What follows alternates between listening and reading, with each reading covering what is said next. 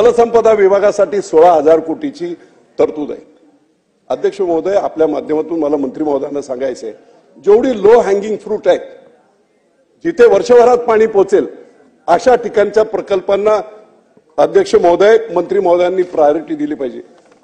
1 वर्षाच्या आत 28,000 हेक्टरला माझ्या मतदारसंघातील गुंजवणीचं पाणी जाऊ शकते।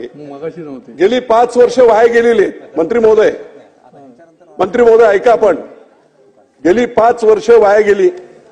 550 कोटीचे पाईप येऊन पडलेले। लार्सन टुब्रो सारखी कंपनी 50 कोटीची फक्त व्यवस्था, 220 कोटी जर त्यांना दिले तर प्रोजेक्ट पुढे जाईल आणि 1 वर्षाच्या आत 28,000 हेक्टरला दुष्काळी भागाला पाणी मिळेल। माझी विनंती आहे, एका बाजूला एका शेतकऱ्याने पाणी मिळत नाही म्हणून आत्महत्या केली, सरकारला कुठेतरी आपल्याला विचार करायची गोष्ट।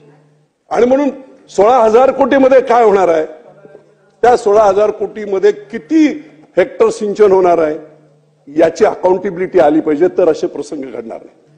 आणि माझी विनंती आहे की गुंजवणी प्रकल्पासाठी 220 कोटींची जर तरतूद केली, 28,000 हेक्टरला पाणी वर्षभराच्या आत येईल, लार्सन टुब्रो सारखी कंपनी। एक विनंती ती आहे। दुसरी एक विनंती आहे, संपूर्ण महाराष्ट्राचं कुलदैवत जेजुरी खंडोबा आहे।